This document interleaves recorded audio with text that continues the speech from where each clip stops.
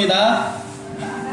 네, 오늘 특별히 저한테 감사함이 있는 것 같아요. 오늘 예배 시간 15분 전부터 이 자리에 차곡차곡 메워지는 여러분들의 발걸음이 예배를 준비하는 제 마음에 큰 기쁨과 감동으로 자리 잡습니다. 여러분 더 축복하고 더 환영합니다.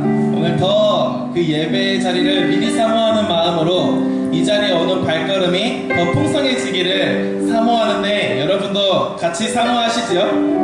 네, 우리 같이 그 기대함으로 예배했으면 좋겠습니다. 오늘 계단 올라오시면서 그 되게 예쁜 그림 보셨어요? 그 장인의 정신이 들어간 그 예쁜 그림, 우리 4층 이누리 작가님과 이유진 작가님의 콜라보레이션으로 만들어진 작품입니다. 오늘부터 이제 창조절이 시작됩니다. 이 자리에 있는 그 모든 것 가운데 하나님으로부터 난 것이 나지 않는 것이 없는 줄 믿습니다. 오늘 우리 모두가 다 하나님으로부터 났습니다. 여러분 그거 인정하시지요? 우리 한번 옆 사람과 그럼 그렇게 인사했으면 좋겠습니다. 당신은 하나님으로부터 왔습니다. 우리 이렇게 인정해 드릴까요? 당신은 하나님으로부터 왔습니다. 네, 우리 뒷사람에게도 당신도 하나님으로부터 왔습니다.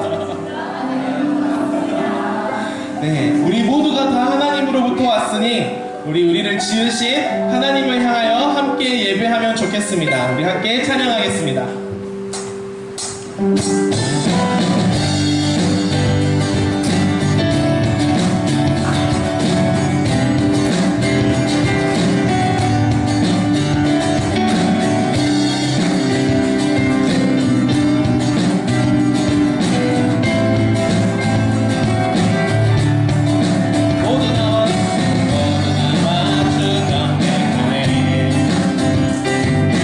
인도하신 그릇인 나라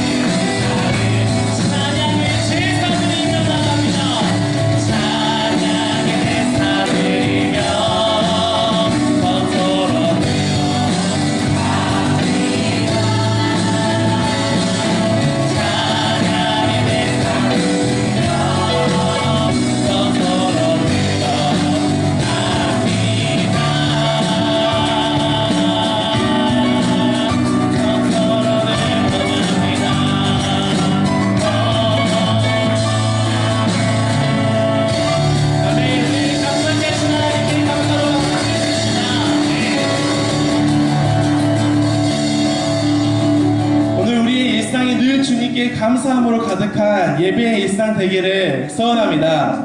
여러분도 그 여정에 참여하기로 도전하시지요? 오늘 특별히 이 순서는 좀 특별한 고백을 준비했습니다. 그래서 이 노래를 처음부터 끝까지 다 불러야겠다는 그런 강박을 갖지 않으셔도 되고요. 혹시 이 노래를 내가 못 따라 부르더라도 내가 박치가 아니라는 사실을 미리 허용해 두시고, 노래가 쉽지 않습니다. 그러다 중간에 어디서 많이 들어본 멜로디다 그러면 그때 함께 고백해 주시면 좋겠습니다. 오늘 이 특별한 찬양 가운데 온 우주 만물을 지으시고 또 우리를 이 아름다운 이 피조의 세계에 우리를 세우신 그 하나님의 이름을 오늘 이 기억하는 교회 예배 현장에 모두 높여드리기를 바라는 마음으로 정성 담아 준비했습니다. 우리 함께 마음으로, 그리고 아는 멜로디가 나온 부분에서 우리의 입술로 같이 주님을 높여드리면 좋겠습니다. 함께 고백하겠습니다.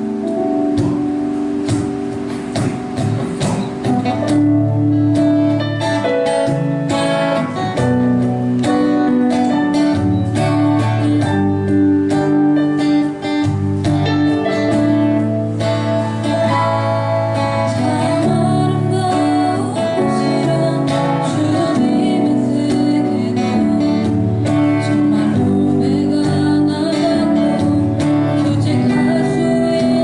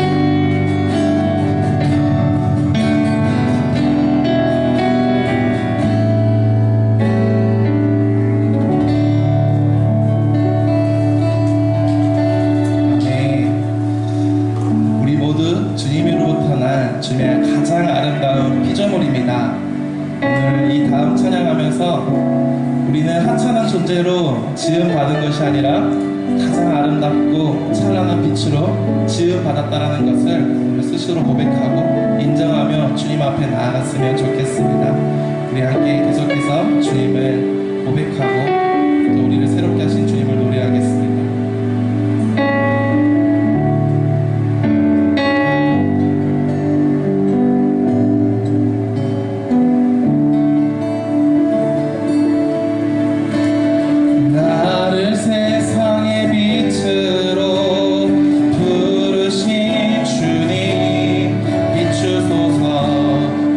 주님의 빛을 비추리라.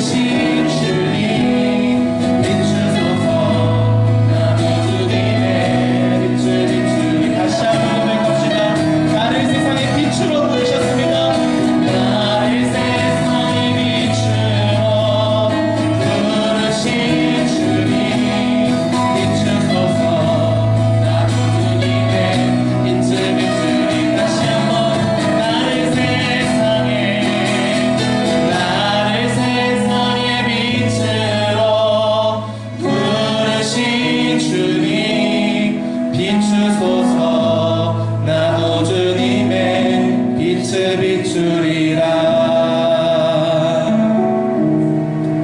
오늘 잠시 기도하실 때 하나님, 나를 빛으로 지으셨음에도 우리가 스스로 빛되기를 거절했던 우리의 삶의 태도와 모습들이 있다면 오늘 이 시간 주님 앞에 정중하게 회개하며 나아갑니다. 주님, 나를 빛되신 모습으로 창조하신 모습 그대로 오늘 우리가 내 삶을 돌이켜내기를 소원합니다. 주님, 그 돌아설 역량을 우리에게 부어 주시옵소서. 그 돌아설 수 있도록 인도하는 빛으로 우리에게 비춰 주시옵소서. 어둠의 말을 하지 않게 하시고 빛의 말을 하게 하여 주시옵소서. 어둠의 감정을 따르지 아니하고 빛의 감정으로 살아가게 하여 주시옵소서.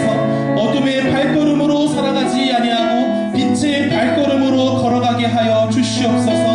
오늘 나에게 주의 인도하는 빛으로 비추어 주시옵소서. 내가 그 빛을 받아 세상을 향하여 비추어 나아가기를 원합니다. 오늘 이 마음을 주님 앞에 고백하며 나아갑시다. 함께 기도하겠습니다. 주님, 오늘 우리의 심령을 덮어주시옵소서. 주님, 오늘 내가 빛의 자녀로 지음받았음에도 그것으로 나아가지 못하는 우리의 연약한 마음을 주님 앞에 정중하게 회개합니다. 주님, 우리의 심령을 붙들어 주시옵소서. 우리의 마음을 덮어주시옵소서. 우리의 가슴을 더 주님 앞에 임재하여 주시옵소서. 더 주님의 나라를 소원하며 나아가오니 주님 붙들어 주시옵소서. 오늘 우리의 삶이 더 주님을 닮아가는 삶으로 세워지게 하여 주시옵소서. 오늘 주님의 나라를 소원하며 살아가는 저희들 되게 하여 주시옵소서. 오늘 우리의 심령이 우리의 삶의 모든 태도가 우리의 모든 언어가 빛의 언어로 세워지기를 소원합니다. 주님의 모습 닮은 모습으로 세워지기를 소원합니다. 주님 붙들어 주시옵소서. 나의 말을 붙들어 주시옵소서. 나의 감정을 붙들어 주시옵소서. 우리가 빛의 자녀로 부름받았사오니 오늘 그 부름받은 모습 그대로 지음받은 모든 창조된 모습 그대로 보시기에 신이 좋았던 모습 그대로 세워 나아가는 저희들의 삶의 여정 순례의 길을 되게 하여 주시옵소서. 오 주님, 우리의 심령을 주님께 드립니다. 주여, 우리 안에 어둠이 되어있는 모든 마음들 가운데 모든 생활의 태도 가운데 주의 빛을 비추게 하시고 주의 말씀을 향하게 하시고 걸어가는 저희의 심령을 되게 하여 주시옵소서.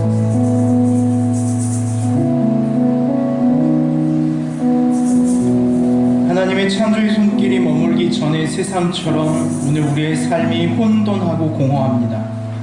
흑암이 깊음 위에 있었던 그 땅과 같이 오늘 우리의 삶이 그 흑암의 깊음의 현장에 서 있습니다. 하나님, 오늘 혼돈한 우리를, 공허한 우리를, 흑암의 깊음 위에 있는 우리를 구원하셔서 오늘 빛이 있으라 명령하셨던 그 귀한 사건이 우리의 삶에 임하게 하여 주시옵소서. 빛이 있으라 하시니 빛이 있었음을, 그 순종의 창조를 우리로 알게 하여 주시옵소서.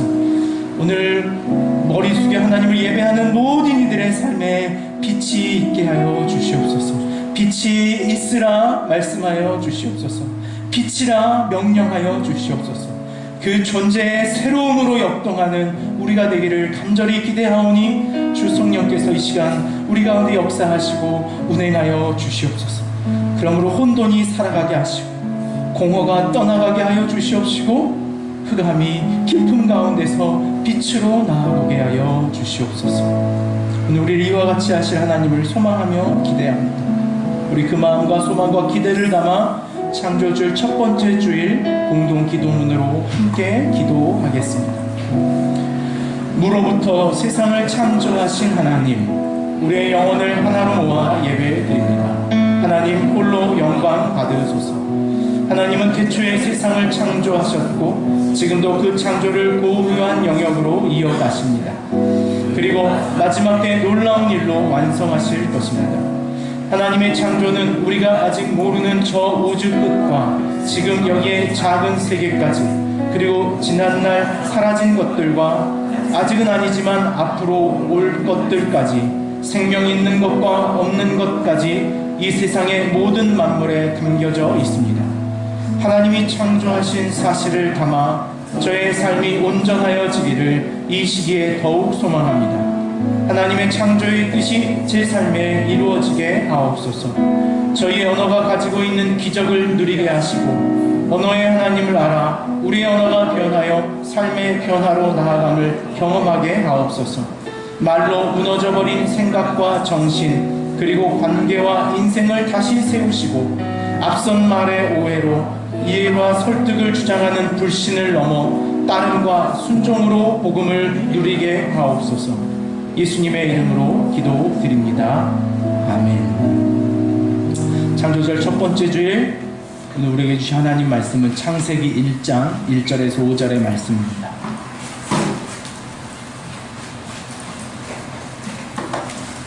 창세기 1장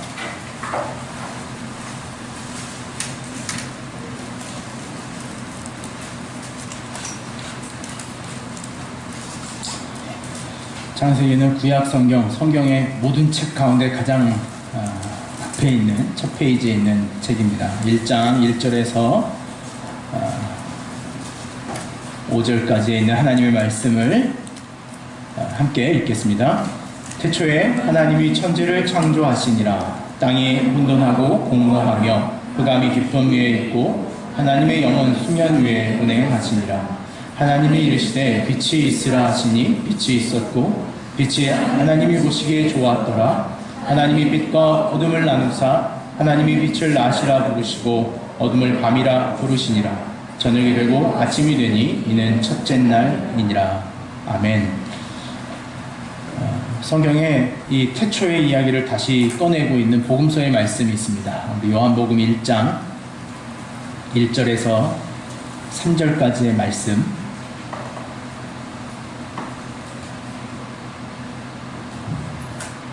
그 태초의 이야기로 요한은 본인이 경험한 복음의 이야기를 이 시대 우리에게 서술하고 있습니다.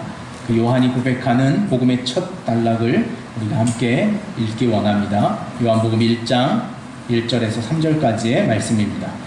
태초에 말씀이 계시니라. 이 말씀이 하나님과 함께 계셨으니 이 말씀은 곧 하나님이시라. 그가 태초에 하나님과 함께 계셨고 만물이 그로 말미암아 지은 바 되었으니 지은 것이 하나도 그가 없이는 된 것이 없느니라.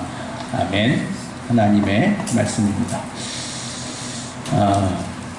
최근 제가 한 그 강연에서 그 번뜩 제 마음에 도전이 되기도 하고 좀 실천해 보고자 하는, 어쩌면 제 그 설교하는, 여러분을 만나는 제 삶의 질문과 같은 이야기를 좀 들어서 나누어 보는 것으로 시작을 하려고 합니다.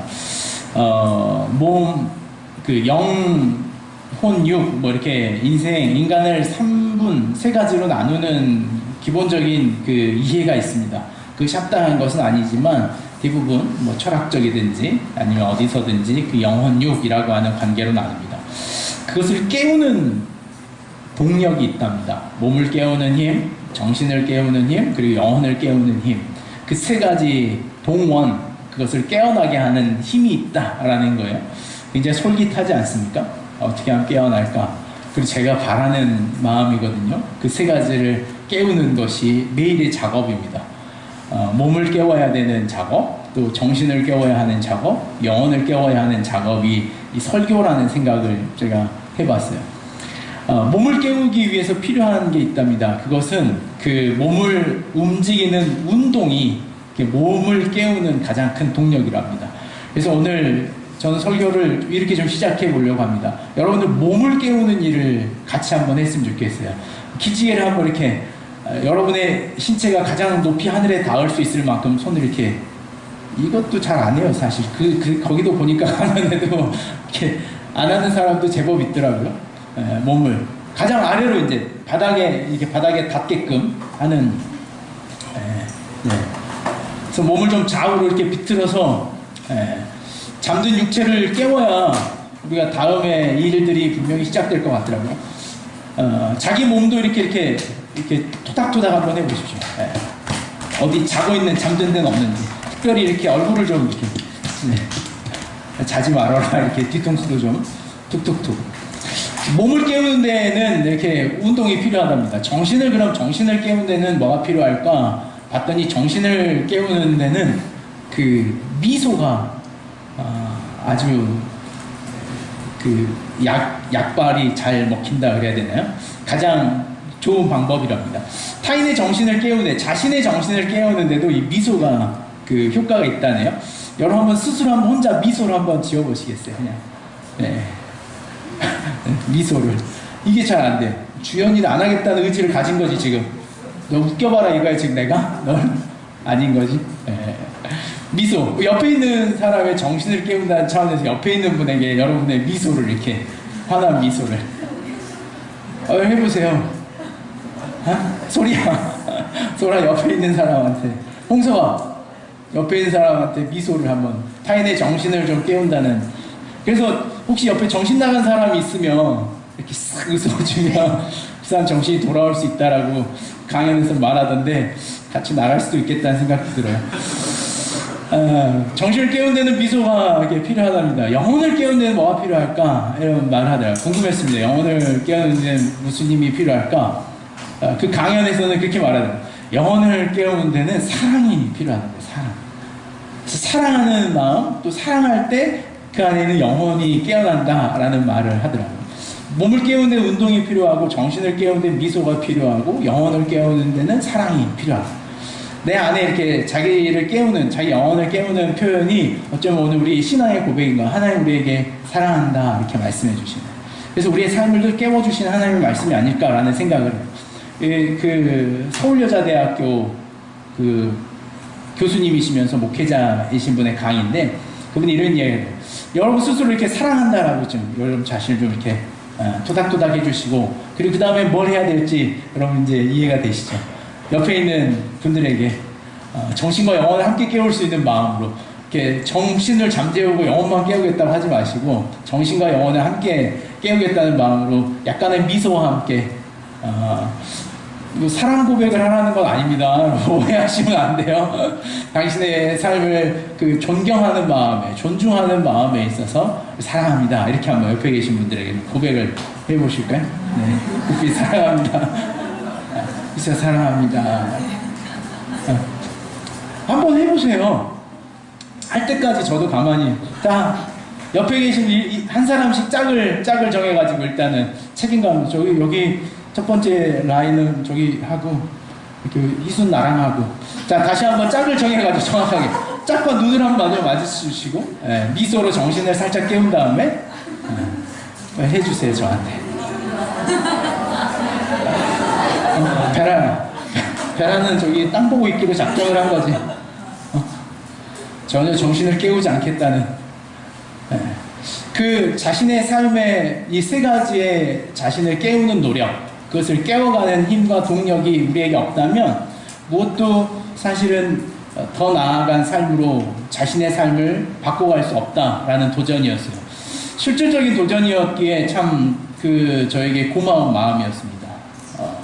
그것을 고민하는 날이 이제 저의 이 주일 설교이기도 하기 때문에, 여러분의 몸이 잠들어 있는 한 정신을 깨울 수 없고, 또 정신이 잠들어 있는 한 우리가 영혼으로 만나야 할 영적인 사건들이 일어나지 않기 때문이라는 거죠. 우리가 여러분들이 마지막으로 그 표현했던 사랑합니다라는 표현을 이제 저희 기억하실 텐데, 여러분이 사랑합니다라고 하는 이 표현이 타인에게 어떻게 이해될까요? 내가 사랑합니다라고 하는 그 표현이 상대에게 어떻게 이해되는가라는 것을 우리가 한번 생각해 보는 것으로 설교를 시작하잖아요. 여러분, 사랑합니다라고 하는 것이 어떤 그 소리, 우리가 가지고 있는 독특한 어떤 그 음역대의 고백이 사랑합니다일 것 같아요. 한번 자기 스스로 되뇌어 보세요. 사랑합니다를 다양한 그 악센트를 바꿔가지고 한번 해보시겠습니까? 사랑합니다. 사랑합니다. 이건 뭐 이렇게 게임 같긴 한데, 한번 해보세요. 우리 같이 하는 거예요. 이제 저 혼자 시키지 마시고, 자, 사랑합니다. 5가지니까 저 처음에는 사의 악센트를 주시고, 자, 시작 하면 하는 거예요. 자, 시작.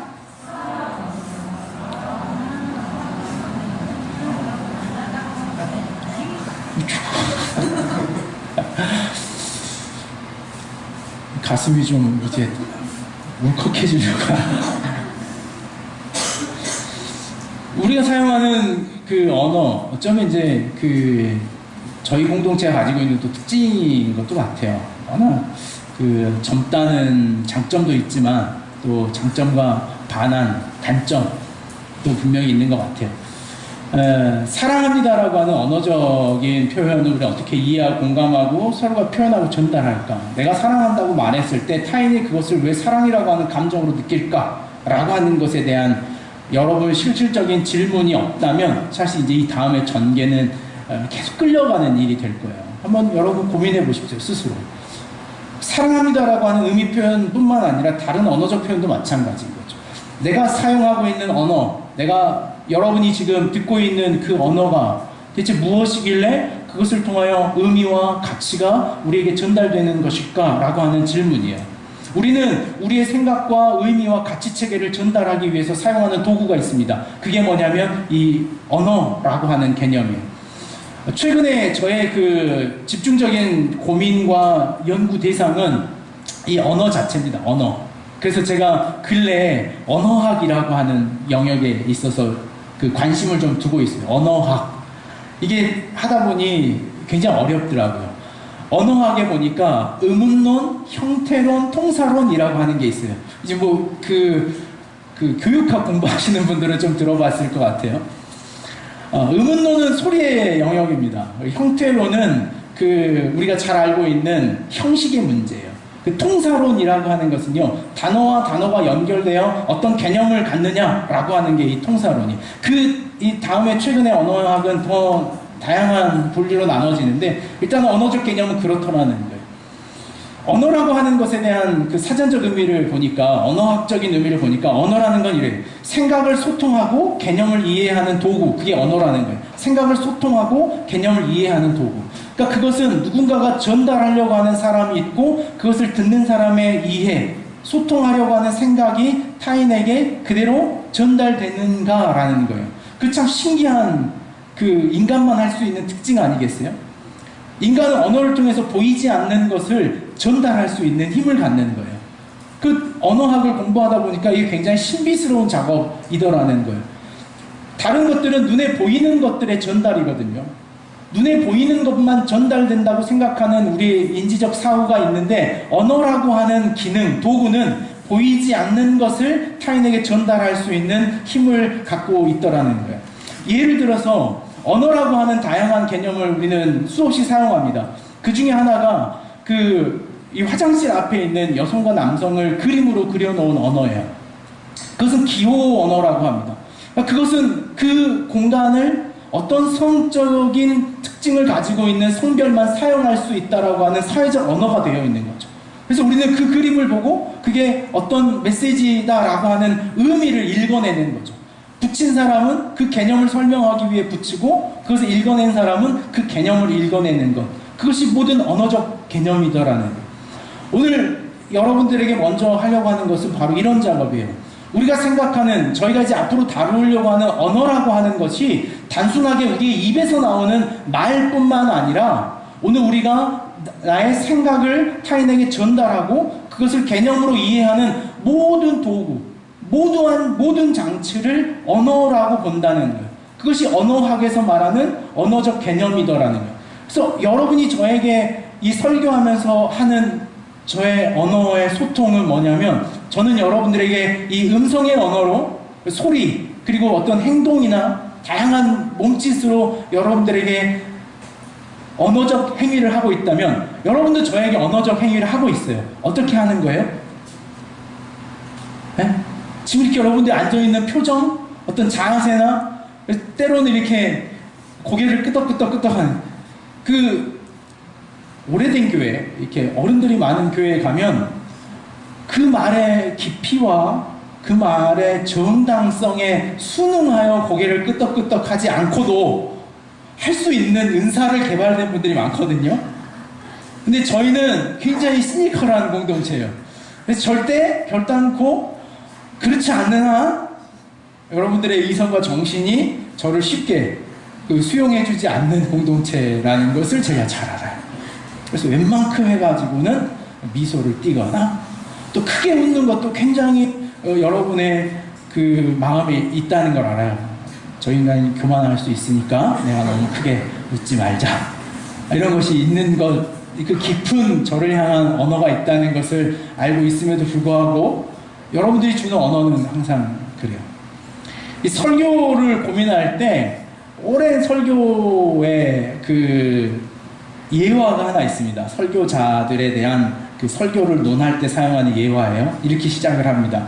하루는 같은 날 두 사람이 불의의 그 사고로 목숨을 잃었습니다. 근데 그 한 사람은 누구냐면 총알택시 기사였고 한 사람은 목사님이었어요. 그래서 하나님 앞에 그 두 사람이 이제 마지막 심판대에 섰습니다. 심판대에 서서 총알택시 기사는 너무 조마조마한 거예요. 마음이 불안한 거죠. 자신의 돌아온 삶이 자신 없었던 모양이죠.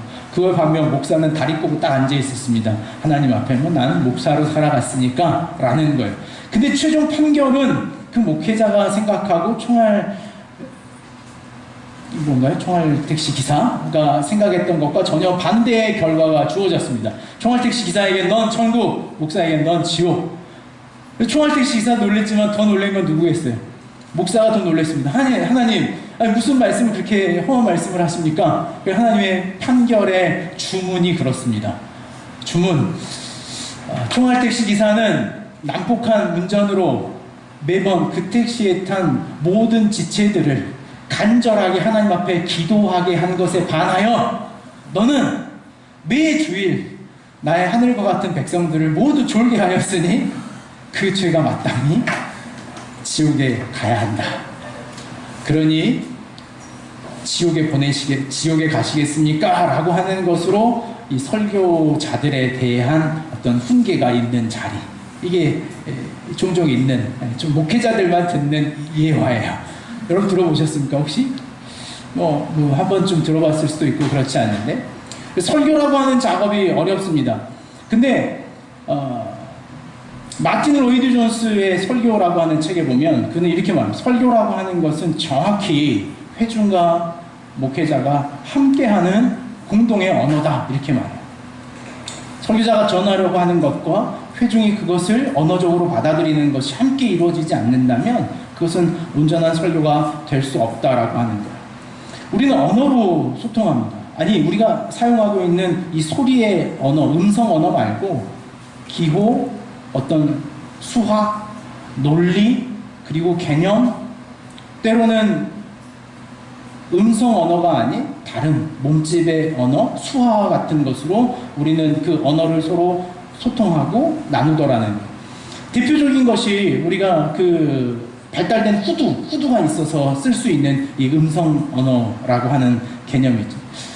우리가 사용하고 있는 광범위한 삶의 이야기, 개념의 이야기들을 과학적으로 이렇게 증명해가는 일들을 한번 시작을 해보려고 합니다. 인류의 전체적인 그 역사, 지구의 총 역사를 과학적 논중에서는요, 138억 년 전이다 이렇게 말을 합니다. 지구의 전체적인 역사의 이야기가 그러죠. 최초의 인간이 언어를 사용했던 그 인류를 800만 년 전으로 과학은 이야기합니다. 우리 성서적 이해하고는 창세기의 개념하고 좀 차이가 있겠죠.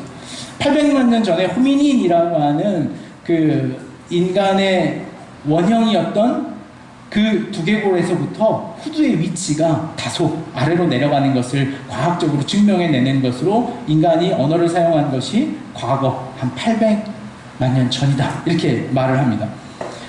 호모사피엔스라고 하는 인류의 그 종의 기원에 보면 등장하는 그 학명적 인간이 발견되는 것이 20만 년 전. 이때 비로소 인간이 언어를 사고 체계 안에 담아낼 수 있는 인간이 되었다라고 말해요. 이 호모사피엔스의 등장을 통해서 인간이 만들어낸 인류의 거대한 분계점, 빅히스토리라고 하는 최근 과학적 지평 안에서의 인류를 바라보며 인간을 이해하는 지평에 있어서는 그 인간의 지평에 세 가지 큰 혁명적 사건을 이야기합니다. 그 첫 번째 사건이 과거 7만 년 전에 있었던 인지의 혁명이 일어났다 이렇게 말해요. 인지의 혁명. 인지의 혁명이 일어나고 12,000년 전에 인류가 겪은 큰 혁명은 농업의 혁명이었다 이렇게 말해요. 그리고 가장 근래에 오늘 우리가 피부에 느낄 수 있는 혁명은 500년 전에 있었던 과학의 혁명이었다 이렇게 말합니다. 그래서 인류가 겪어온 이 세 가지 혁명적 단계, 인지의 혁명, 농업의 혁명, 과학의 혁명이라고 하는 것을 통틀어서 오늘 우리의 지점을 무슨 시대라고 말하냐면 과학의 시대라 그렇게 말하는 것이 오늘 인류가 곧 과학이 증명하고 있는 우리의 삶의 자리더라는 것. 신앙이라고 하는 종교적 지점을 과거 이 5,000년 전에 종교적 지점, 그때가 인류가 어떤 나라를 만들고 언어를 소통하고 종교가 만들었던 지점이다 라고 과학은 이야기하는 것이 과거 5,000년 전에 인류의 역사의 이야기더라는 거예요. 이같이 인류가 어떤 혁명적 사건을 이룰 수 있었던 것에 있어서 인간의 어떤 존재는 그 호모 사피엔스라고 하는 인간의 존재여야만 가능했다라고 하는 말을 하는 책이 최근에 유행이 됐어요. 책 제목이 사피엔스라고 하는 책입니다. 지난주에 제가 한번 여러분들에게 추천했던 책입니다. 여러분, 구글이나 요즘에 모든 근대 과학의 흐름은요, 이 빅히스토리라고 하는 큰 흐름 속에서 모든 인간을 이해합니다. 과학적 증명도 그렇지만 삶의 그리고 문화적 차원도 이 흐름 안에서 이야기를 하는 거예요. 창조과학이라고 하는 것이 그것에 대하여 조금 몸부림쳐 보지만 사실 그것이 온전하지 않다라고 하는 것을 오늘 우리 기독교에게서 많이 느끼는 질문이죠. 오늘 우리가 가지고 있는 고도의 어떤 그 상징 체계를 이용하는 언어적 작용이 오늘 우리의 삶에 지금 우리를 여기까지 이끌어 왔더라는 거예요. 언어가 없다면 내가 없다는 거예요. 언어가 없다면 인류가 이 지점에 지금 이 자리에 서 있지 못했을 것이다 라고 이야기하는 것이 과학적 증명이더라는 거예요. 과학은요, 그래서 이 언어적 개념을 무척이나 우수한 개념으로 인정합니다. 인류가 언어를 사용한다는 것, 언어를 가지고 있다는 것에 대하여 인간의 특별함, 특수성, 그리고 인간이 가지고 있는 우월성을 증명하는 것으로 모든 과학은 인간이 사용하고 있는 이 언어적 개념을 이야기하고 있더라는 거예요. 어떤 동물들도 어떤 몸짓이나 원숭이들은 한 60에서 80가지의 단어로 서로 대화한다 그래요. 그것도 제가 한 건 아니고 과학자들이 그건 증명을 해냈더라고요. 그러면서 인간은 소통하지만 인간만이 유일하게 3가지 단어의 개념을 순서를 바꾸어 정리함으로 그 의미를 서로 다르게 전달할 수 있는 것이 인간이 가지고 있는 언어적 개념이더라는 거예요. 예를 들어보니까 그렇더라고요. 맛있는 짜장면을 먹고 싶다라는 말과 짜장면을 맛있게 먹고 싶다라고 하는 것의 정서적 차이, 단어의 순서가 바뀜으로 느끼는 정서적 차이와 표현하려고 하는 개념의 의미가 얼마나 다른가를 이해할 수 있는 유일한 동물이 인간이더라고요. 인간만이 그 언어의 순차적 배열 그리고 그 음의 높이와 낮이를 통하여 자신의 삶을 설명해 가더라는 거예요. 그게 설교에서도요, 이 설교적 작업에서도 수사적으로 등장합니다. 그래서 그것이 뭐냐면요, 휘몰아치기라고 해요. 휘몰아치기. 설교에 가면 배웁니다. 그 휘몰아치기를 어떻게 하냐면요, 하나님은 여전히 살아 계십니다. 하나님은 여전히 살아 계십니다. 하나님은 오늘도 이렇게 하는 이제 저는 이제 가서 이렇게 설명도 하고 배우기도 했는데 해보려니까 또 잘 안 되네요. 한 여러 줄 있었는데 여러분들의 표정이 저를 멈춰서 여기 분명한 언어 전달이 있어서 뭐 그렇게 하는 것으로 인간의 경험 그리고 전달하려고 하는 내용의 의미와 가치를 바꾸어낼 수 있더라고요. 그게 언어가 가지고 있는 인간의 독특한 구조다라는 거예요. 하나님의 창조 안에서 저는 오늘 우리가 이야기하는 이 언어적 개념을 다시 한번 좀 적용해 보려고 합니다. 하나님이 인간을 창조하셨다라고 하는 그 창조적 지점이 어디인가? 오늘 내가 하나님의 창조물인가? 라고 하는 그 질문이 오늘 우리는 창세기 1장의 이 말씀 안에서 우리의 하나님의 창조됨이라고 하는 사실과 반드시 분명히 만날 수 있어야 하더라는 거예요. 창세기 1장 오늘 우리가 이 말씀 가운데 보면 이렇게 기록됩니다. 1장 5절 말씀을 우리가 다시 한번 읽으면 그렇습니다. 하나님이 빛을 낮이라 부르시고 어두움을 밤이라 부르시니라. 저녁이 되고 아침이 되니 이는 첫째 날이니라. 하나님이 어떤 대상과 어떤 사물에 대하여 어떤 현상에 대하여 그것을 그것이다 라고 정의하는 방법을 성서는 언어라고 하는 것으로 정의합니다. 말씀이라고 하는 것, 하나님의 선언이라고 증언하는 거죠. 오늘 창세기 1장의 말씀에 보면 하나님은 모든 말씀을 말씀하심이라고 하는 것으로 하나님의 창조의 일을 해 가십니다. 그리고 창조된 것은 그 하나님의 언어의 체계와 언어의 그 부르심 앞에 순종하는 것으로 그들의 창조가 정리되더라는 거예요. 모든 인간이 하나님의 특별한 창조물이라고 하는 것은 오늘 이 말씀 안에 기록되는 것처럼 오늘 인간이 하나님의 유일한 창조의 도구였던 언어라고 하는 도구를 우리가 사용하며 살아가더라라는 거예요. 오늘 내가 살아가며 사용하는 이 언어적 개념은 내가 하나님의 창조를 인정하던 인정하지 않던 하나님의 형상으로 지어진 인간이 가지고 있는 고유한 능력이자 속성이자 특징이더라는 거예요.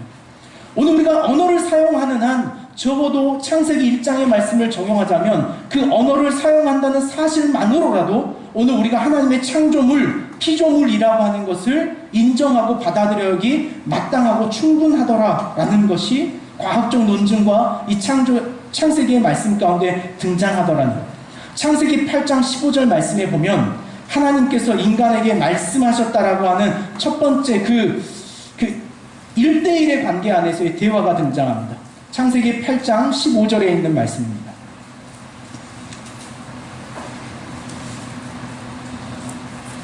창세기 8장 15절에 있는 말씀은 하나님이 노아라고 하는 한 대상을 향하여 이렇게 말씀하십니다. 같이 한번 읽겠습니다. 하나님이 노아에게 말씀하여 이르시되, 하나님이 노아에게 말씀하여 이르시되 라는 거예요. 여러분, 많은 오늘 우리 시대를 살아가고 또 우리의 삶을 살아가는 우리 모두에게 신이라고 하는 존재는요, 말하는 존재입니다. 그것은 기독교뿐만 아니라 대부분의 종교도 그렇습니다. 그래서 대부분의 종교가 하고 있는 특징이 뭐냐면 신을 말하게 하는 것이 대부분의 종교가 가지고 있는 종교적 특징입니다. 어떻게 하면 신이 말할 것인가요? 여러분, 점을 보는 이유는 뭡니까? 점을 보는 이유. 점을 한 번씩은 경험이 있으신가요? 없으신가요? 경험이 있으신 분들은 잘 알겠지만 점을 보는 이유는 뭡니까? 그것은 신의 한마디를 듣기 위해 점을 보는 거예요.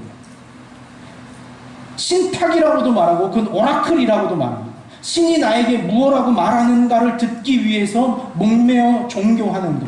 그것이 일반적 종교의 특징이에요. 그래서 신이 가라 하면 가는 거고 멈춰라 하면 멈추는 것으로서의 어떤 신탁, 오라클을 자신의 종교성, 자신의 신앙으로 여기며 살아가는 것이 일반 종교의 특징입니다. 하등한 종교면 하등한 종교일수록 그 신의 말이 단순해지고 그 신을 말하게 하는 방법이 더 낮아지더라는 거예요. 그러나 오늘 모든 종교와 기독교가 다른 이유는 뭐냐면 기독교에서 말하는 언어는 하나님의 일반적인 신탁, 하나님의 일반적인 명령이 아니라 하나님의 언어는 양방향의 소통이더라는 거예요. 오늘 우리의 기도의 특징이 무엇이냐면 그것은 우리가 하나님께 말할 수 있더라는 거예요. 우리의 말이 당신의 귀에 들려지더라 라고 하는 종교적 특징을 갖는 것, 그것이 기독교가 가지고 있는 특이성이고 특징이고 장점이더라는 거예요.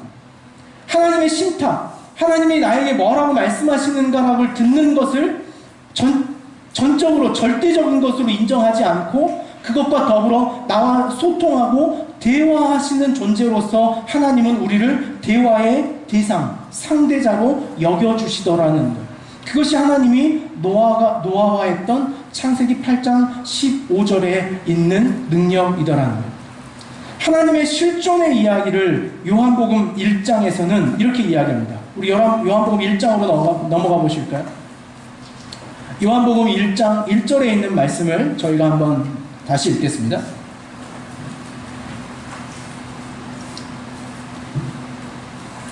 요한복음 1장 1절에 있는 말씀이 같이 읽겠습니다. 태초에 말씀이 계시니라. 이 말씀이 하나님과 함께 계셨으니 이 말씀은 곧 하나님이니시라.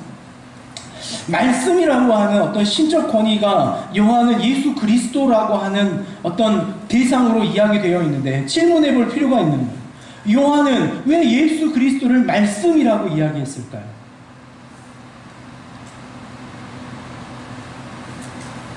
오늘 이걸 우리의 지금의 이해와 설교로 더 가져가자면 이걸 말씀이라고 하는 것을 그냥 언어라고 이야기해도 우리는 그게 큰 오해가 없을 거라는, 태초에 언어가 계셨다. 이 언어가 하나님과 함께 하셨으니 이 언어는 곧 하나님이시더라. 말씀이라고 상징했던 그 예수 그리스도의 신성, 인성, 그 모든 것을 요한은 왜 예수 그리스도를 언어라고 하는 것과 일치시켰을까라는 거예요. 말씀 이퀄 하나님이라는 거예요. 하나님과 말씀이 같은 존재라는 거예요. 오늘 우리의 언어적 개념으로 이해하자면 언어가 하나님이라는 거예요. 여러분 이해가 되십니까? 오늘 우리가 사용하고 있는 이 언어적 개념이 언어의 지향점이 언어의 근본이 하나님이시더라는 거예요. 오늘 너무 과한 증명입니까? 오늘 우리가 살아가고 있는 오늘 제가 여러분하고 하려고 하는 것은 우리가 쓰고 있는 이 언어라고 하는 것이 부분적이고 윤리적이고 도덕적인 차원에서 논하는 것 그 이상의 이야기를 가져가 보자는 것이 오늘 이야기의 가장 중요한 핵심이에요. 내가 쓰고 있는 언어라고 하는 것이 그런 것이었는가 라고 하는 것을 이해하는 거예요. 여러분이 쓰고 있는 언어가 하나님이라는 거예요. 아니 그래서 내가 쓰고 있는 언어를 짓밟음으로 하나님이 짓밟힌다는 것이 아니라 내가 써야 할 언어적 개념의 원형이 근본이 하나님으로부터 하나님과 일치하더라 라고 하는 증명을 저와 여러분이 이 시간 발견해야 하더라는 거예요. 그가 태초에 하나님과 함께 계셨고 만물이 그로 말미암아 지은 바 되었으니 지은 것이 하나도 그가 없이는 된 것이 없는 거예요. 언어가 없이는 지어진 것이 없고 언어가 하나님과 늘 함께 했고 그 언어적 실존이 하나님의 실존을 오늘 이 시대에 다시 증명하더라 라고 하는 것을 이야기하고 있는 것이 설명해주고 있는 것이 이 요한의 복음의 첫 번째 서두도라는 거예요. 요한은 왜 이 언어적 사건을 하나님의 복음의 사건으로 연결했을까 라고 하는 거예요. 저희 여러분들과 살아가다 보면 이런 생각을 합니다. 우리가 쓰고 있는 진짜 이 실제의 언어적 개념이 그 사람의 실제적 실존과 가장 일치하다라고 하는 것을 경험해요. 우리가 쓸 수 있는 언어적 한계가 있습니다. 내가 가지고 있는 언어적 한계가 내 삶의 한계이기도 해요. 내가 가지고 있는 언어의 확장성이 우리의 확장성이기도 해요. 여러분들이 표현할 수 있는 언어, 아니 우리가 서두에 확장시켰던 그 언어의 모든 것 말이에요. 표정, 기호, 행동, 우리의 음성, 그 모든 언어적 개념이 그 사람의 내용과 매우 일치하고 하나 되어 있더라라는 거예요. 여러분 거기에 동의하십니까? 오늘 우리가 쓰고 있는 언어라고 하는 것이 얼마나 중요한 개념을 가지고 있는가. 오늘 요한은 왜 그 언어를 하나님의 속성과 하나님의 실존이라고 이야기했는가, 오늘 이 언어적 사건 안에서 발견해 볼 수 있는 거예요.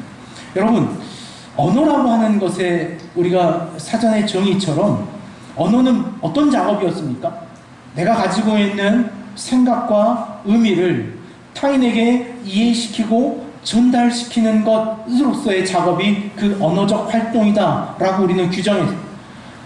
내가 가지고 있는 중요한 가치, 나만 발견한 중요한 원리를 타인에게 가르쳐주는 것은 합리적으로 손해를 보는 일입니까? 아니면 이득을 보는 일입니까? 더 구체적으로 보면 제가 어제 사직공원을 갔다가 우연히 땅을 팠는데 땅 속에 금액을 제가 발견했어요. 그러면 그 발견한 절대적 가치, 그 탁월한 가치를 저만 혼자 가지고 있는 것이 합리적으로 이득이겠느냐 손해겠느냐라는 거예요. 어떻게 하는 것이 이익을 보는 겁니까? 네, 대답 좀 해주세요. 여러분의 대답을 구합니다. 어떻게 하는 거예요? 전기야 어떻게 하는 거예요? 어떻게 해야 돼?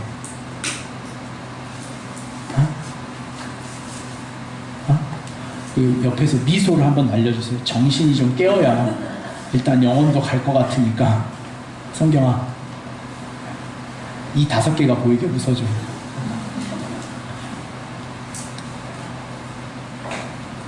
내가 발견한 아주 가치 있는 것, 그 가치 있는 것을 언어라고 하는 것으로 전달하는 것이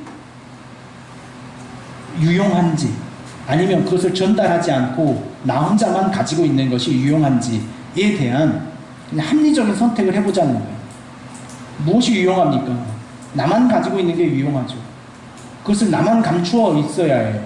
주식이 오른다라는 정보는 누구만 가지고 있어야 돼요? 나만 가지고 있어야 돼요. 타인이 다 알면 오르지 않아요. 그게 자본주의, 그것이 경제 원리 아니겠습니까? 탁월한 비법은, 우리 예원이의 칼의 비법은 누구만 갖고 있어야 돼요? 예원이만. 우리 모두를 줘버리면 집에서 만들어 먹기 때문에 안 되겠죠. 왜 요한은 그 언어적 사건을 하나님과 일치시켰을까라고 하는 답을 여러분들에게 좀 찾아가기 위해서 아주 오랜 고심 속에 발견한 사실 하나입니다. 저는 이 사실을 발견하고 무척이나 즐거웠어요. 언어라고 하는 개념, 언어라고 하는 것이 가지고 있는 특징은 내가 가지고 있는 가치와 의미 있는 것을 타인에게 올바르게 전달하려고 하는 것에서부터 이 언어적 작업이 있더라는 거예요. 오늘 그것을 우리의 삶에 이루어 가시고 실천하시는 이로서의 존재, 모든 인간은 자신이 발견한 유일한 것을 자신이 혼자 스스로 감추려고 하지만 자신이 발견한 놀라운 인생의 가장 가치 있는 것을 감추지 않고 세상에 전하고자 하셨던 그 하나님의 속성과 언어의 속성은 기가 막히게 이 요한의 보고처럼 일치하더라라는 거예요. 하나님이 가지고 있는 절대적인 가치는 뭡니까? 인간이 하나님의 구원 없이는 결단코 영원할 수 없고 살아갈 수 없다라고 하는 그 구원의 절대적 가치를 하나님은 하나님 혼자 감추어 소유하려고 하지 아니하시고 예수 그리스도를 통하여 온 인류와 오늘 우리에게까지 들리게 하시는 것으로서의 하나님, 그 하나님의 속성이 오늘 요한이 이야기하고 있는 말씀은 곧 하나님이시더라, 언어는 곧 하나님이시더라 라고 하는 개념 안에 우리에게 있더라는 거예요. 예? 예. 이게 하나님의 속성이더라. 오늘 우리의 일도 그렇지 않습니까? 제가 발견한 이 진리, 저만 경험한 이 진리를 저 혼자 유일하게 저만 가지고 저 한 인생이 하나님의 나라에 도달하는 것으로 끝나면 될 터인데, 제가 가지고 있는 제 열정과 에너지의 진실성, 제가 여러분들을 하나님께로 끌고 가기를 원합니다 라고 하는 제 어떤 목회자의 목적의 근거, 제가 가지고 있는 삶의 정당성이 무엇으로 드러나냐면 제가 하고 있는 이 언어 작업을 통해서 그 진정성이 드러나더라라는 거예요. 오늘 그것이 요한이 말한 말씀은, 언어는 하나님이시다라는 거예요. 여기에 언어의 목적도 정의됩니다. 언어의 목적이라고 하는 것은요, 타인을 속이고 타인을 왜곡하고 타인을 공격하는 것으로서의 언어가 언어의 목적에 반드시 어긋나 있다는 것을 우리가 하나 깨달아야 하더라는 거예요. 언어는 내 안에 진정한 가치와 소중한 것을 상징 안에서 타인에게 전달하려고 하는 행위가 언어이지, 오늘 내가 타인의 존재를 깨고 어긋난 가치를 상대에게 공격하기 위해서 사용하는 것은 1차적으로 언어가 아니더라라는 거예요. 그래서 오늘 우리가 타인에게 좋은 언어를 사용합시다 라고 하는 말은 이 논리 안에서는 어긋난 말이에요. 오늘 우리는 이 두 가지의 개념이 있는 거예요. 언어와 비언어의 문제를 사용하고 있는 거예요. 언어적 삶을 살 것이냐 아니면 비언어적 삶을 살 것이냐 라고 하는 문제가 오늘 우리가 처해 있는 이 기독교적 삶에 오늘 예수 그리스도를 복음으로 아는 사람들의 실존적 질문의 자리더라는 거예요. 여러분, 언어가 가지고 있는 어떤 기적과 같은 것이 있습니다. 오늘 우리가 사용하고 있는 언어가 얼마나 그 신비한 것인가 라고 하는 것을 증명한다는 것은 그렇게 어렵지 않습니다. 우리가 쓰고 있는 이 한글의 작은 원칙들을 찾아보면 쉽게 이해가 됩니다. 우리가 쓰고 있는 언어가 얼마나 신비스러운가. 여러분, 우리 언어에 자음이 몇 개인 줄 아십니까? 자음. 모르면은 이렇게 손가락으로 헤아려 보시죠. 기역, 니음부터 해. 자음. 네. 19개. 19개의 자음을 갖습니다. 우리의 모음이 몇 개인 줄 아십니까? 모음. 언젠간 저 사람이 말해주겠지라는 괜찮은 신뢰로 저를 바라보고 있습니다.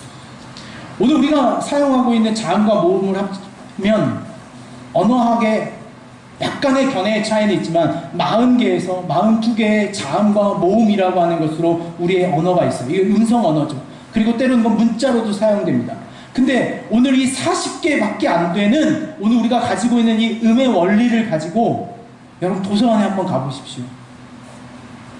그 40개밖에 안 되는 음의 조화를 펼쳐놓고 수만 권의 또 다른 책과 또 다른 내용을 기록해 가고 있더라고요. 오늘 우리가 쓰고 있는, 제가 여러분들에게 쓰고 있는 이 언어는 사실과 자음과 모음의 이 40여 개밖에 안 되는 대부분의 언어가 그래요. 영어, 독일어, 어떤 언어이든지 대부분의 언어가 이 50개 미만의, 적게는 20개에서 50개 미만의 그 음의 표시로 그들이 가지고 있는 삶의 가치와 삶의 이야기들을 수만 권의 책과 수만 권의 이야기로 그들이 전달하더라는 거예요. 그것이 언어가 가지고 있는 신비한 능력이며 신비한 특징이더라는 거예요. 언어가 가지고 있는 또 하나의 특징은요, 오늘 우리의 신앙의 영역에 있어서 매우 중요한 가치를 전달합니다. 언어가 있을 때 그것이 과거 7만 년 전에 있었던 호모 사피엔스가 가졌던 인류의 변화의 원칙이었는데, 언어가 존재할 때 인간은 가상의 공간을 머릿속으로 그려낼 수 있다라고 말합니다. 언어가 없이는요, 꿈이 없답니다. 여러분, 언어가 없다면 우리는 가상의 공간을 만들 수 없는 거예요. 제가 여러분들에게 모두 가상의 공간을 한번 이 시간 만들어 볼까요? 여러분, 저희 모두가 바이킹을 타고 있다고 생각해 보십시오. 라고 말할 때 분명 우리는 언어를 전달했지만 그 언어가 우리가 현재 있지 않는 어떤 가상의 공간으로 오늘 우리가 살아보지 않는 미래의 이야기를 만들어갈 수 있는 힘이 이 언어에 있더라는 거예요. 언어. 복음이 언어적 특징을 가지고 있는 것에 있어서 좀 더 깊게 연구해 보기를 희망하는 마음이 생겼어요.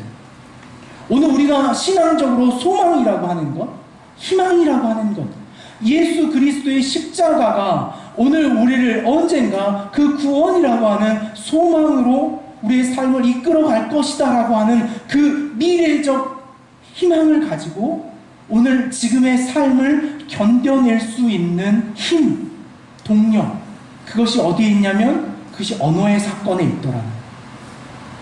우린 그래서 타인을 위로하는 말을 할 때 그에게 가상의 공간을 만들어줍니다. 어떻게 해요? 괜찮아. 지나갈 거야. 괜찮아. 낫게 될 거야. 그 가상의 공간이 존재하지 않다면 인간은 절망하고 현실 삶을 이겨내지 못하고 모두가 자신의 삶을 절망의 자리로 살아가게 되더라는 거예요. 베드로전서 3장 15절에 있는 말씀을 한번 찾아볼까요? 베드로전서 신약성경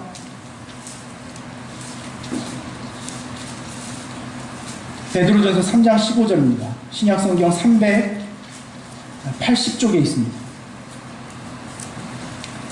베드로전서 3장 15절.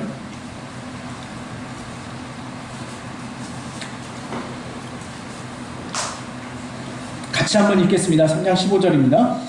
너희 마음에 그리스도를 주로 삼아 거룩하게 하고 너희 속에 있는 소망에 관한 이유를 묻는 자에게는 대답할 것을 항상 준비하되 온유와 두려움으로 하고, 오늘 이 베드로전서 3장 15절에 논리가 가능할 수 있는 언어적 개념을 여러분 상상해 보십시오. 너희 안에 그리스도를 주로 삼아 거룩하게 하고, 오늘 그것이 예수 그리스도의 십자가의 구원의 인격성이라면 그 소망에 관한 이유를 묻는 자, 그 소망에 관한 이유가 담겨있는 그 가상의 공간, 그 공간에 대하여 우리에게 누군가가 물어온다면 그것에 대하여 마땅히 전할 수 있는 언어적 도구와 언어가 우리에게 있어야 하더라 라는 것을 말씀해 주는 거예요.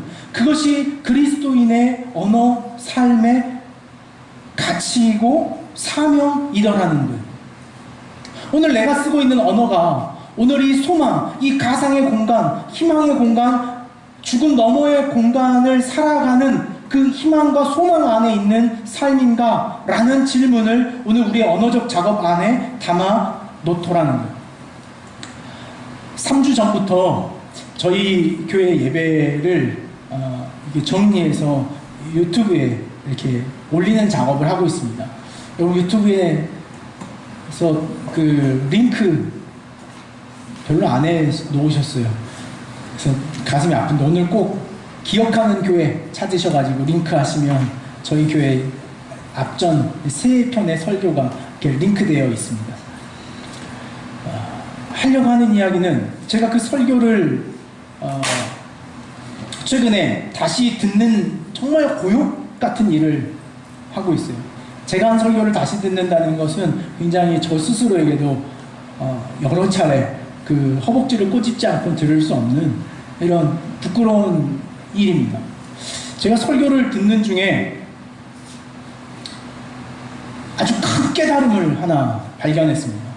그건 무엇이냐면 저는 좋은 설교는 그 전달하려고 하는 내용이 좋고 그 내용이 의미 있고 그 내용이 가치 있어서 그 좋고 가치 있고 의미 있는 것을 전달하는 설교가 가치 있고 좋은 설교라고 하는 생각을 가지고 제 설교를 준비해 왔어요. 아마 가르치는 선생님들도 같은 맥락일 겁니다. 내가 가르치는 내용이 좋으면 그것이 좋은 수업이다라고 생각하는 거예요.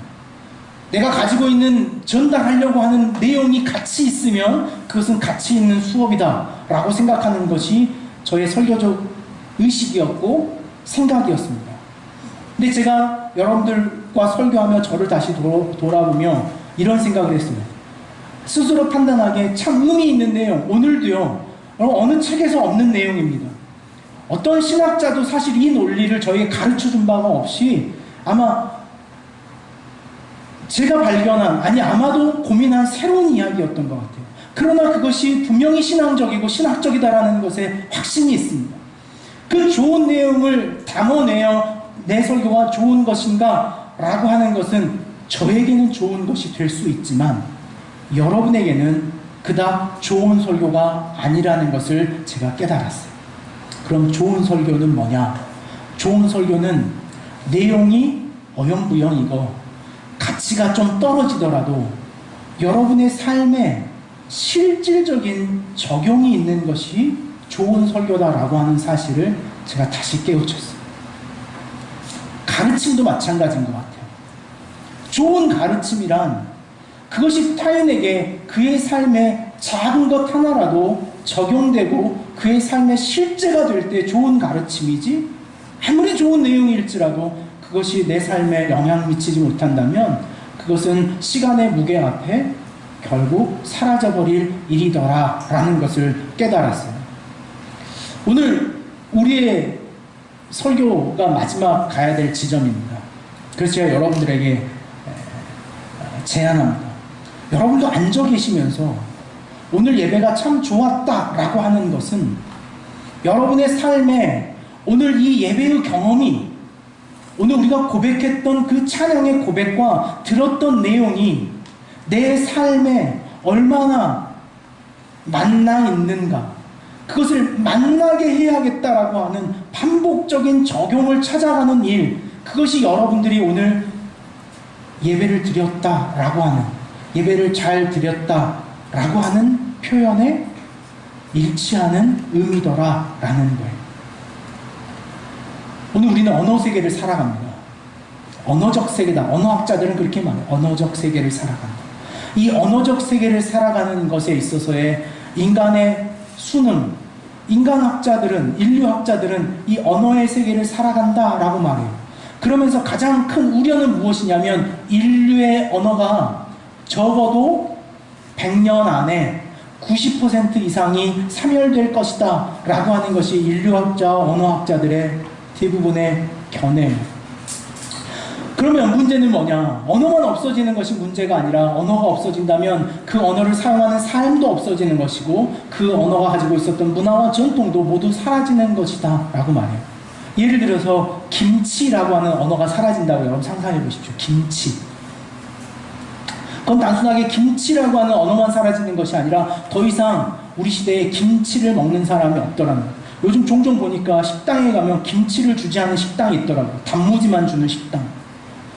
김치를 달라 하면 저희 식당은 김치가 없습니다. 김치가 없어지는, 김치라는 언어가 국어사전에서나 이런 것이 있었더라. 언어가 사라지는 것은 그 삶이 사라지는 겁니다. 여러분에게 지금 신앙의 언어가 없다면 그 신앙이 없는 것과 마찬가지. 우리 청년들을 종종 기도시켜보면 너무 어려워해요. 목사님 기도를 어떻게 해요? 기도는 안 해봤습니다. 두 손 모아 하나님 앞에 신앙의 언어를 갖지 못한다는 것은 신앙이 없는 것과 같아요. 내 안에 신앙의 언어가 사라지고 있다면 그것은 내가 신앙이 없어지는 것과 같아요. 내가 신앙의 언어를 듣는 귀가 막혀가고 있다는 것은 내가 하나님의 언어, 하나님의 음성을 듣지 못하는 지점에 서 있다는 것과 일치해요. 내가 쓰는 언어가, 내 쓰는 언어 안에 조금도 그 하나님의 언어가 존재하지 않다면 내 삶에 하나님과 없이 살아가는 것과 같아요. 의도적으로 우리는 훈련할 필요가 있는 거예요. 신앙의 언어, 기도의 훈련. 그래서 그 언어의 삶으로 우리의 삶을 나아가 보는 거예요. 여러분, 우리의 언어가 바뀌면 삶이 반드시 변합니다. 여러분의 삶의 변화를 기대하시고 여러분의 삶에 더 나은 삶으로서의 변화를 꿈꾼다면 여러분의 언어를 바꿔내야 돼요. 그 언어를 바꾸는 힘이 우리의 삶을 바꿔가더라는 거예요. 언어는요, 이해되고 그 개념이 숙지되어 사용하는 것이 언어가 아닙니다. 제가 저희 애들 키울 때 언어를 어떻게 배우냐면요, 언어를 배울 때 개념을 먼저 설명시키지 않고 반복적으로 그냥 입술로 따라하게 해요.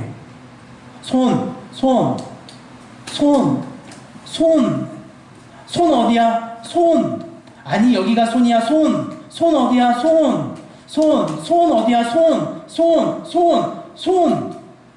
아이가 개념을 이해해서 언어를 배우는 것이 아니라 그 언어를 순종하게 함으로 그 아이가 개념을 받아들이더라는 거예요. 오늘 우리 신앙이 그렇게 되기를 원해요. 이제 하나님 앞에 우리의 언어를 반복적으로 무릎 꿇쳐 그 언어의 순종 앞에 우리의 삶을 내려놓을 때 우리가 하나님 앞에 나아가는 거예요. 정말 여러분이 하나님과 만나기를 원하십니까? 그럼 여러분의 입술로 하나님을 찾으세요. 하나님이 어디 있는지 정말 궁금하십니까? 그럼 하나님께 물으세요. 여러분의 언어로 그 하나님 앞에 질문하시고 누가 내 이성을 깨우쳐 하나님을 증명하라고 따지지 마시고 그 무신론적 태도에서 벗어나서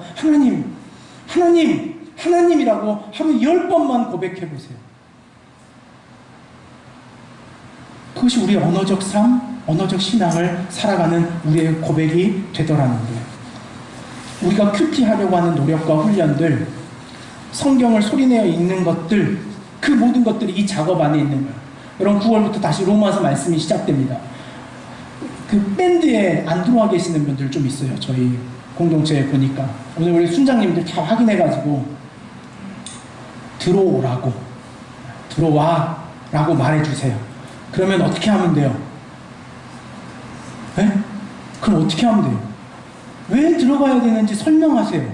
저에게 개념을 이해하시고 그것의 유익함을 증명하세요 라고 하지 말고 들어와 보면 돼요. 이게 우리의 언어예요. 언어. 신앙의 언어예요. 하나님이 그렇게 하시면 빛이 있어라 하니까 그것이 그냥 빛이 됐어요. 물이 있어라 그러니까 그것이 그냥 물이 되었어요. 왜 하나님 저는 물이어야 합니까? 하나님 왜 저는 태양이어야 합니까? 하나님 저는 왜 나무여야 합니까? 제가 왜 나무가 되어야 하는지를 저를 좀 설득시키고 납득시키고 이해시킨다면 제가 나무가 되겠습니다 라고 하지 않고 하나님의 창조의 언어, 그 하나님의 언어적 자구, 언어의 하나님은 나무여라 하니까 네, 나무 했어요. 오늘 이 삶의 언어적 사건을 우리 교회 안에서 해보려는 거예요. 기독교의 언어의 이야기를 제가 수없이 찾아봤습니다. 기독교 서적, 설교, 강의들을 봤더니 꼭 기독교의 이 언어적 개념은 윤리와 도덕에 머물더라는 거예요. 예수 믿으니까 좀 선하게 말씀하십시오. 예수 믿는 사람이니까 좀 착하게 이야기하십시오. 언어라고 하는 것이 늘 윤리와 어떤 도덕적 차원에서 이야기하는 기독교, 늘 제 마음에 그 설교를 하기에 답답했어요. 그냥 그것뿐일까? 정말 윤리적 차원, 그 덕목의 역할 속에서 현숙하니까 하는 것이 우리의 언어일까? 오늘 이 말씀에서 다시 깨우쳐져요. 언어는 곧 하나님이에요. 오늘 우리의 삶을 바꾸시는 거예요. 오늘 그러면서 한 주간 여러분들에게 도전하는 언어적 주제를 하나 주려고 합니다. 그건 뭐냐면 괜찮아 라는 단어예요. 괜찮아. 여러분 한번 해보시겠어요? 괜찮아. 괜찮아. 그것은 하나님의 창조의 첫 번째 언어였습니다. 보시기에 좋았더라 라고 하는 단어예요. 일전에 여러분들에게 한번 설명해 본 전례가 있습니다. 영어 표현으로 보면 well done이었습니다. well done. 좋았더라. 좋았더라. 근데 그걸 좀 우리식으로 좀 체감하여 적용하자니 괜찮다 한 것 같아요. 괜찮다.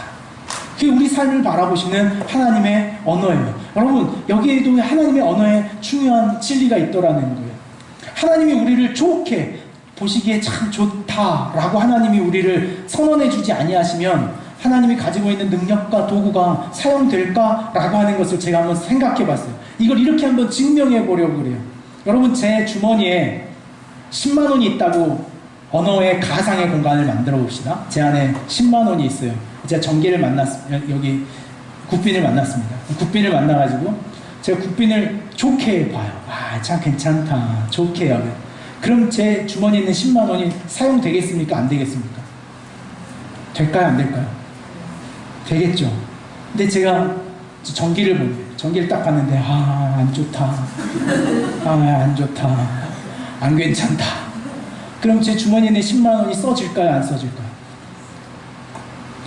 창조의 하나님은 보시기에 좋았더라. 괜찮다. 이게 하나님의 은혜의 용어더라고요. 우리를 괜찮다고 보시니까 하나님의 능력을 쓰시는 거예요. 하나님이 우리를 괜찮게 여기지 아니하시면 하나님은 하나님의 방법을 우리에게 베풀어 주지 않으셔요. 이게 하나님의 언어더라고요. 저 우리 삶에 이 하나님이 괜찮다 여기시는 삶의 경험을 우리 안에 했으면 좋겠어요. 여러분의 삶에 조금 좌절되고 힘들고 지쳐있을 지점에 여러분 스스로에게 선언했으면 좋겠어요. 괜찮다. 타인에게도 이렇게 해줬으면 좋겠어요. 옆에 계신 분들 한번 연습 한번 해봅시다. 괜찮아 이렇게. 너 괜찮아 이렇게. 참 괜찮다. 괜찮아. 오늘 여러분의 삶에 왜 내가 그렇게 해야 되는가 묻지 마시고 여러분을 위해서 그렇게 사용하십시오. 또 하나의 언어를 좀 훈련하려고 합니다. 그건 뭐냐면 저희가 창조절에 발견한 하나님의 언어의 속성 가운데 적용하려고 하는 단어예요. 그건 뭐냐면 예쁘다예요. 예쁘다. 우리 옆에 계신 분들에게 또 다시 한번 이렇게 좀, 야, 너 참 예쁘다 이렇게 좀, 야, 예쁘다. 이 말에 모든 정신이 깨어나더라고요. 제가 보니까 보편적으로 이 말에 깨어나지 않는 사람은 없어요. 이렇게 미소. 너 형이 너 신발도 안 신고 괜찮다.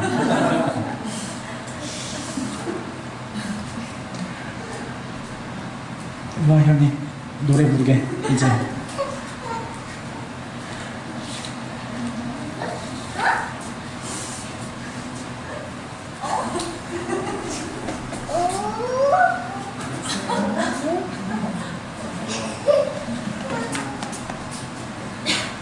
우리 안에 일어난 이 언어적 사건들을 좀 고백하면서 찬양도 그랬으면 좋겠어요. 우리 교회의 찬양도. 제가 보면 아니 여러분이 그렇게 하니까 답답하다 이런 차원을 넘어서 입술을 열어 그 보내어 보는 것, 이 가사를 어떤 의미인지 모르지만 입술을 열어서 따라해 보는 것, 여러분 그것이 우리 삶을 차근차근 바꿔가요.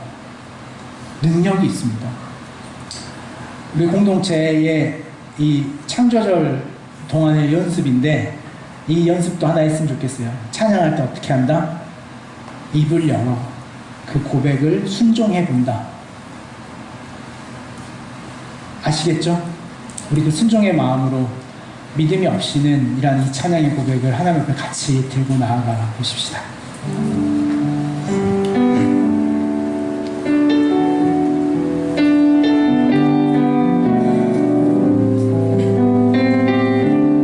주님, 제 마음이 너무 둔해서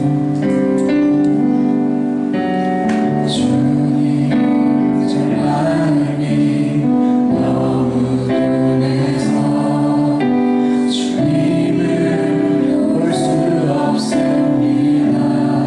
이 땅에 속하여 이 땅에 속하여 이 땅만 오다가 주님 손을 놓쳤습니다. 다시 고백하실까요? 주님, 제 마음이 주님, 제 마음이 너무 둔해서 주님을 볼 수 없습니다.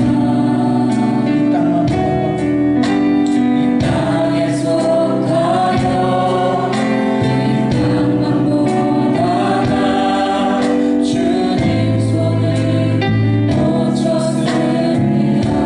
나는 그대로 왔는데 왜 주저앉게 되었나. 나는 천직인데 언제부터 내 삶에 주인이 되어버렸나.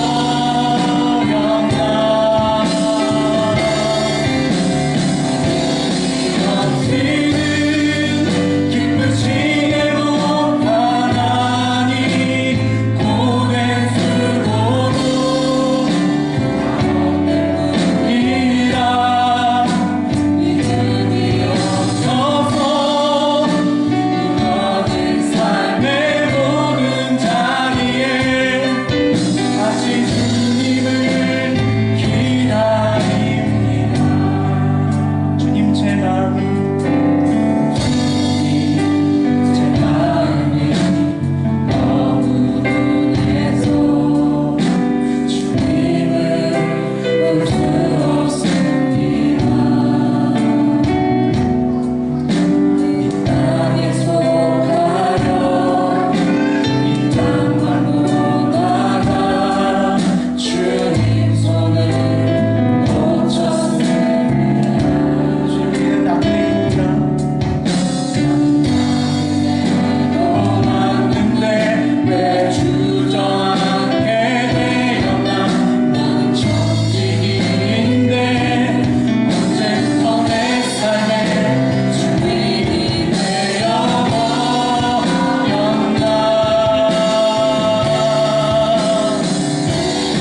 없이는 기쁘시게 못하나니 고된 수고로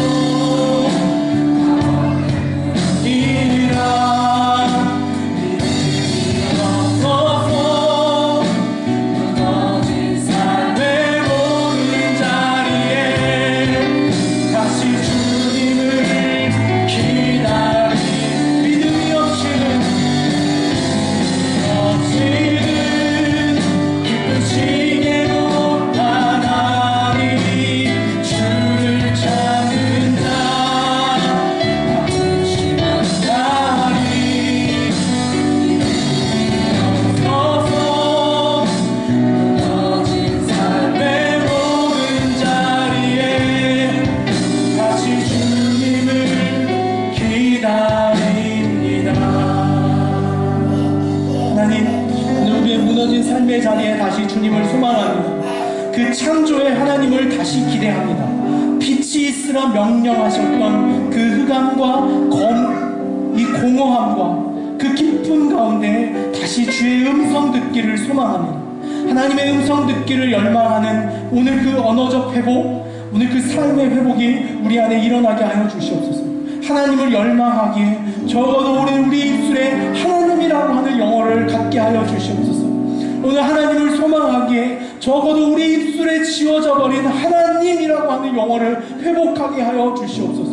오늘 우리의 일생의 삶에 잃어버린 그 하나님이라는 용어를 다시 한번 세워 우리의 삶의 자리에서 하나님 하고 다시 한번 우리의 삶의 언어를 회복할 수 있는 우리의 인생이 되게 하여 주시옵소서. 단순히 윤리적이고 도덕적인 예쁜 말을 뛰어넘어 오늘 우리의 영혼이 살아나며 그 하나님의 구원의 경륜을 누리며 하나님의 실존을 경험하는 우리의 언어적 회복이 우리 안에 이루어지게 하여 주시옵소서. 하나님이 기억하는 교회의 모든 지체들이 오늘 이 언어적 회복을 통하여 삶의 회복과 삶의 변화가 일어나게 하여 주시옵소서. 정말 복음의 본질적 삶을 변화시키고 진정 예수 그리스도가 우리의 인생과 삶을 탁월하게 하신다라고 하는 그 복음의 경험이 오늘 우리 안에 이루어나게 하여 주시옵소서. 하나님 그러므로 결단해봅니다. 하나님 괜찮습니다. 하나님 감사합니다. 하나님 고맙습니다. 라는 오늘 우리의 언어의 회복으로 우리 한 주간의 삶을 채워나가게 하여 주시옵소서. 이 언어의 회복을 통하여 우리의 가정을 회복시키시고 우리의 삶의 자리를 회복시키시고 하나님 가장 간절한 것은 나를 저를 회복시켜 주시옵소서.